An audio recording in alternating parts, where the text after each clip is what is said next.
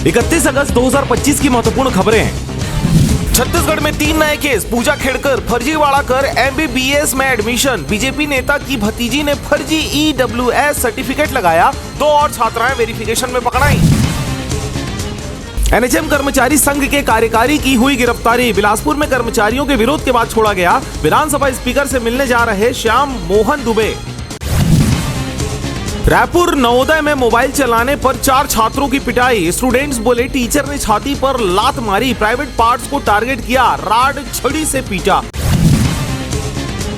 आप बोली बस्तर में आदिवासियों का शोषण कर रही पुलिस। उत्तर प्रदेश ने कहा पुलिस की गाड़ी से की जा रही लकड़ी की तस्करी।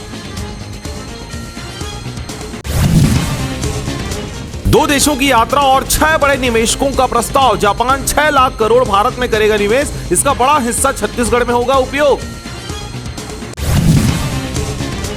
महंगाई भत्ते की घोषणा के पूर्व सेवा निवृत्त होने वालों को ज्यादा हानि। बकाया DA नहीं मिलने से कर्मियों को ग्रेजुएटी व पेंशन में भी नुकसान। मिशन 2026 में बाधा। ठेकेदारों का भुगतान अटका। बस्तर के 6 जिलों में मंजूर 213 सड़कों में से 156 का काम शुरू नहीं, बाकी अधूरी। भूपेश बोले कवर्धा सदन में कैदियों से कराई मजदूरी। कैदी फरार। कहा घटना को दबाने की कोशिश कर रहा प्रशासन। हाईकोर्ट के सिटिंग जज से जांच की मांग।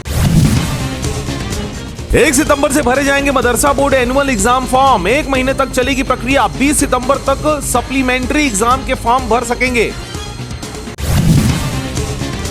7.18 करोड़ का स्टेडियम। भूपेश ने किया था भूमि पूजन। विजय ने लोकार्पण। 8 माह से ताले लगे क्योंकि संचालन समिति तय नहीं। RSS प्रमुख भागवत बोले काशीनाथ ने संघ को मजबूत किया। गोरे की याद में प्रकाशित स्मारिका का विमोचन। रमन सिंह बोले मुझे सनीचर डॉक्टर कहते थे लोग।